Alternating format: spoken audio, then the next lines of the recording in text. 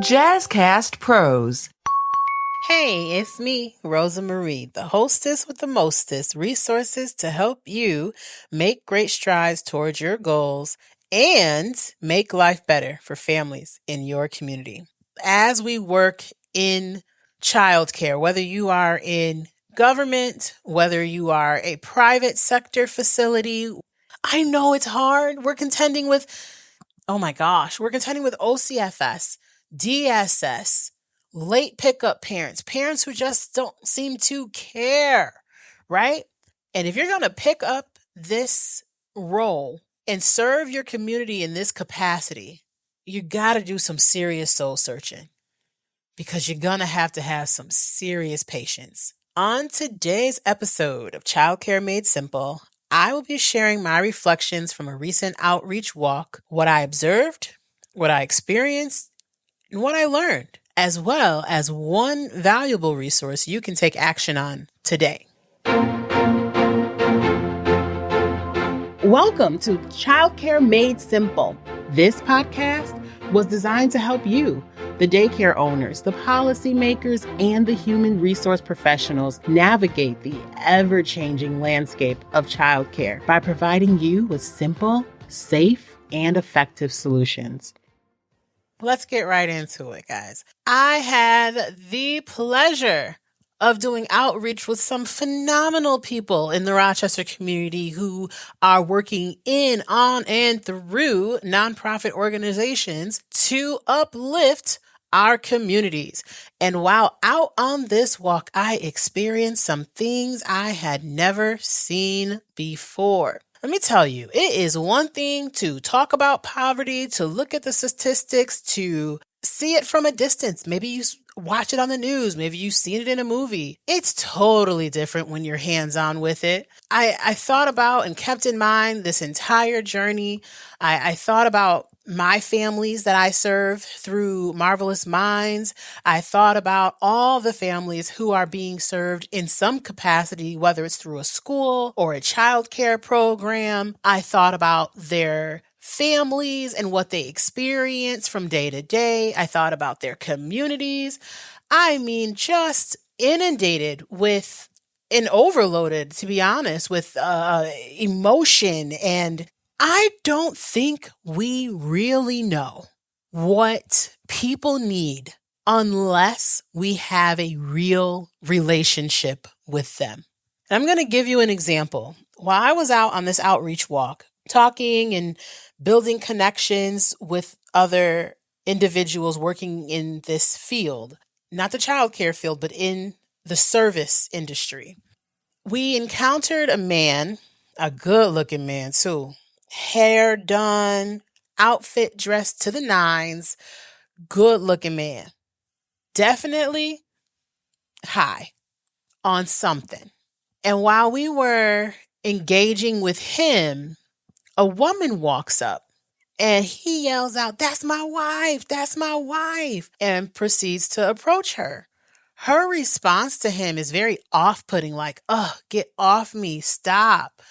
And to a stranger like myself, I'm looking at the situation and saying, "Hey, man, this guy is so far gone. He can't even identify his mate properly, right?"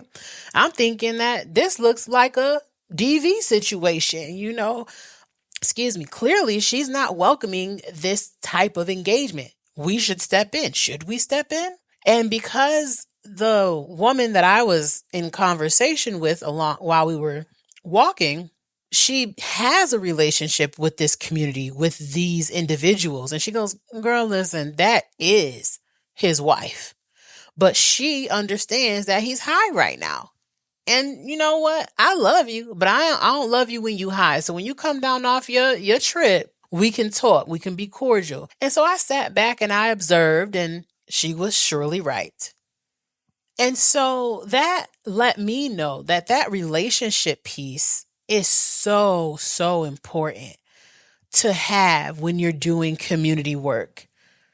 When we are working in this field, as we work in childcare, whether you are in government, whether you are a private sector facility, whether you are a business owner, employer, or even an employee.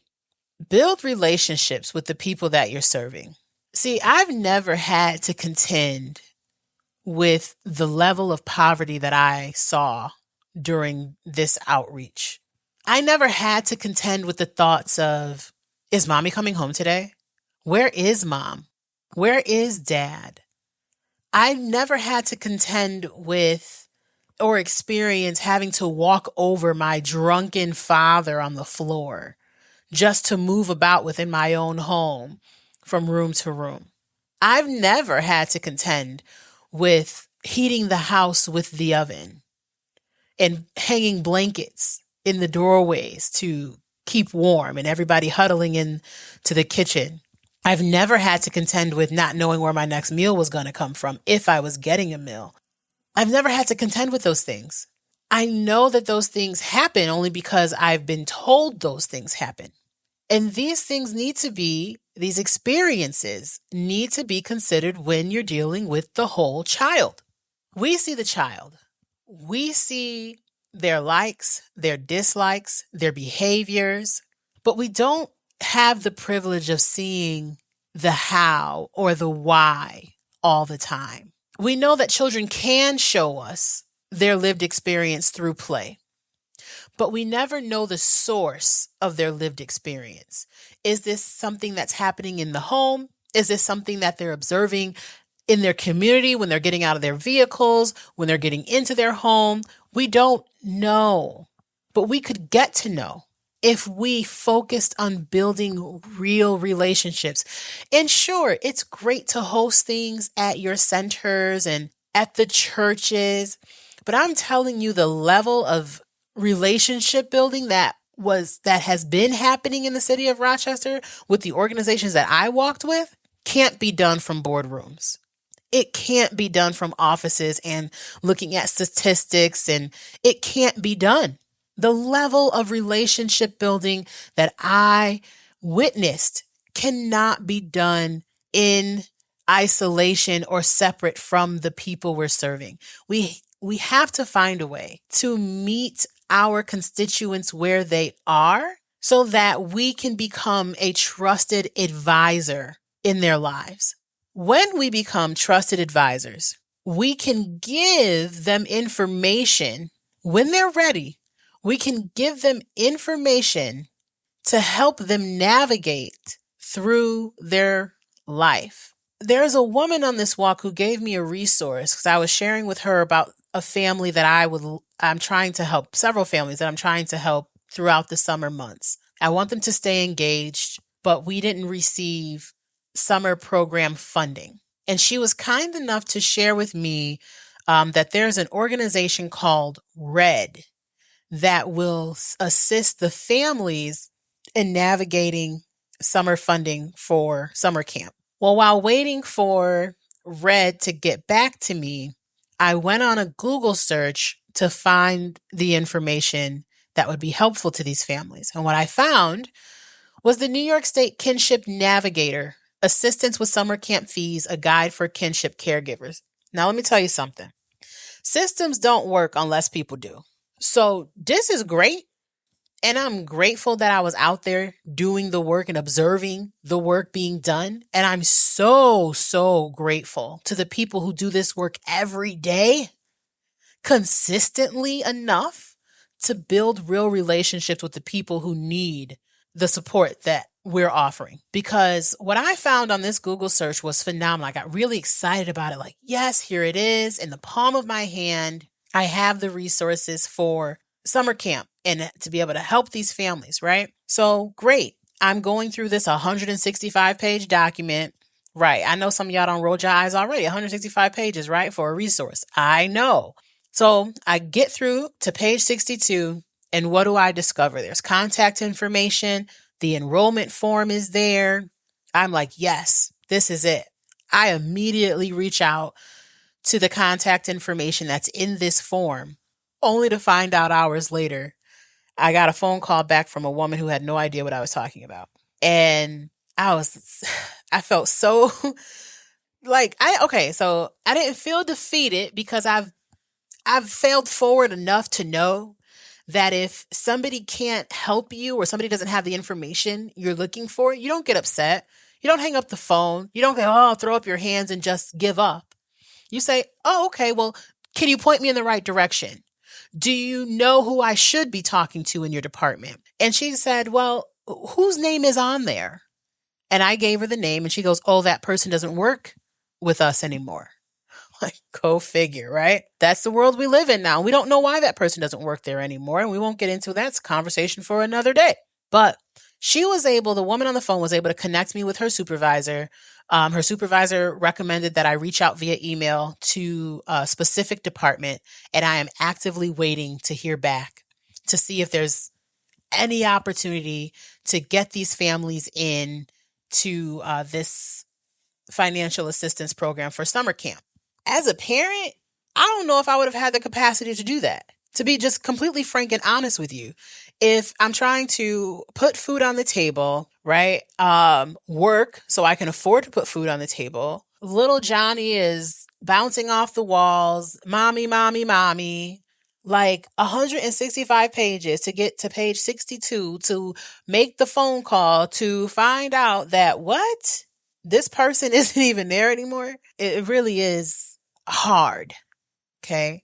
But as hard as this work is for us as the providers, it is equally, if not more challenging for the parents. And for those of us like me who are pulling double duty, you are the childcare provider and you are also a parent.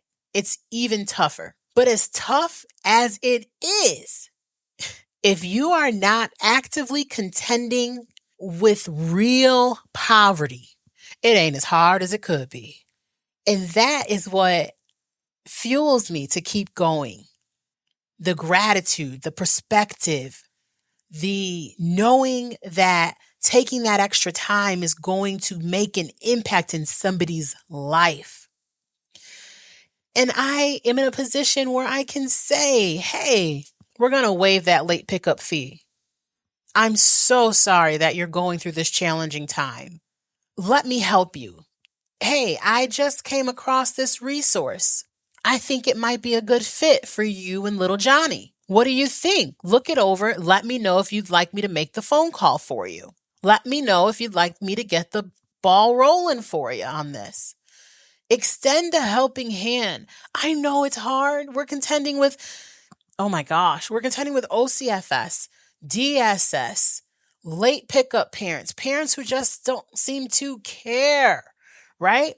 But I promise you, I do believe in my heart of hearts that every parent cares and every parent is doing the best that they can with the information they have at the time. And if you're going to pick up this role and serve your community in this capacity, you got to do some serious soul searching because you're going to have some serious patience.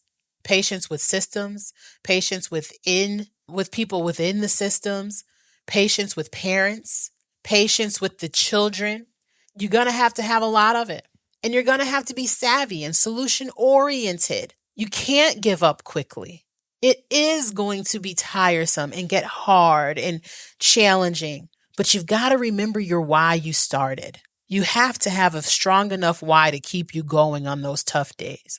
Thank you so much for those of you who tuned in to our inaugural episode of Childcare Made Simple.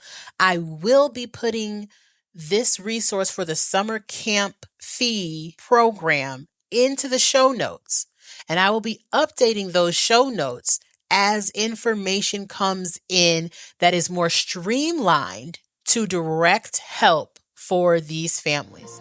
So be sure to like, subscribe, and share this podcast so you never miss out. Until next time, peace, love, and excellence.